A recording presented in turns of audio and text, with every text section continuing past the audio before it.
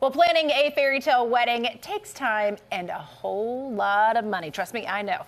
But Suzanne Sawyers wants to change that. Yep, Suzanne is a wedding and event consultant who has a book called How to Plan a Wedding in 10 Days. Oh yeah, this book will provide brides a whole lot of relief. So first of all, welcome, sister. Yes. Happy to have you here. What was the inspiration behind this book?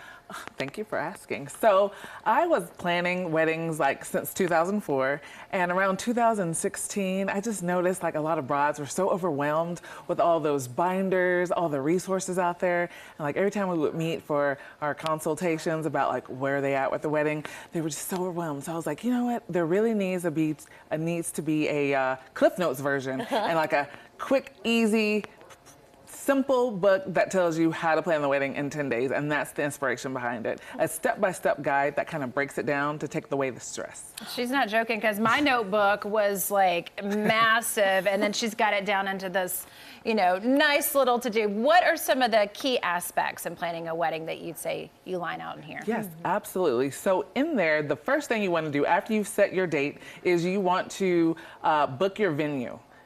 Because a lot of these venues get booked up so quick, and if you don't book it quick enough, you won't have your favorite venue.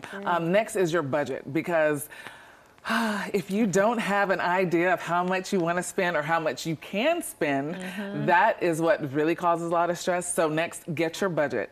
Set your budget, how much you want to spend and how much you're willing to go over. Then get your coordinator, because I can't stress that enough. Even being a former coordinator, I can't stress enough how you need someone on the outside planning and organizing it for you.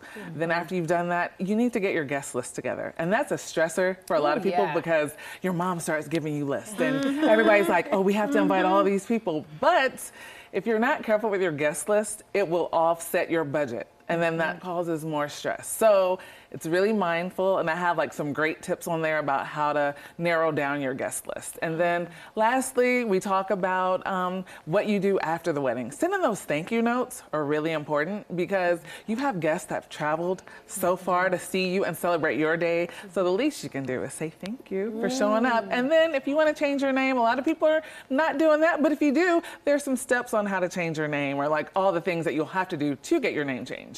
Yeah. Okay, you talked about budget and that being one of the most important things. What if we are on a tight budget? What would be the first thing that you nix? That one, I would really say stick to your guest list. Make sure that you don't go over that guest list. And then, because when it comes down to the food, that's what you're paying for. You're paying for the food, and then you're paying for all those decorations, which they're very pretty, but depending on the kind of flowers you want. You want to make sure that you get the flowers that are in season, because if you get flowers that are out of season, that's going to raise your budget. But yeah, that's a big one. Something to think about. Also, the booze can really add up. Yes, absolutely. It depends on what kind of wedding you're having, but I know that could be very costly. Is there anything that you'd say, don't do this if you want to squeeze it in this timeline? Yeah, absolutely.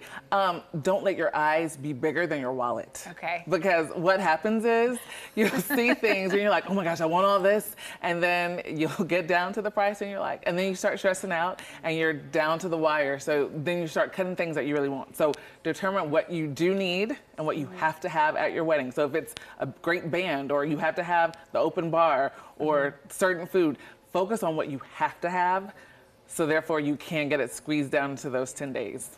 It's amazing, because this book is not about the trends, right? You say this is a timeless kind of book. Absolutely. Can it really be done in 10 days? Absolutely. It's not just for people who have a short engagement. You can have an engagement that's a year, year and a half. What this book does is just breaks it down step by step, because a lot of things that causes stress is that people try to do it all at one time. Oh, I got to book this, I have to book this, I have to book this. You do, but this book breaks it down day by day. So each day you focus on the most important to everything leading up to the wedding. So therefore, you can do it even if you do have 10 days. I love it. She's a godsend. She really is. Thank you. Thank you. Thanks so much. Check out eventsbySAS.com to take a look at their wedding and celebration services.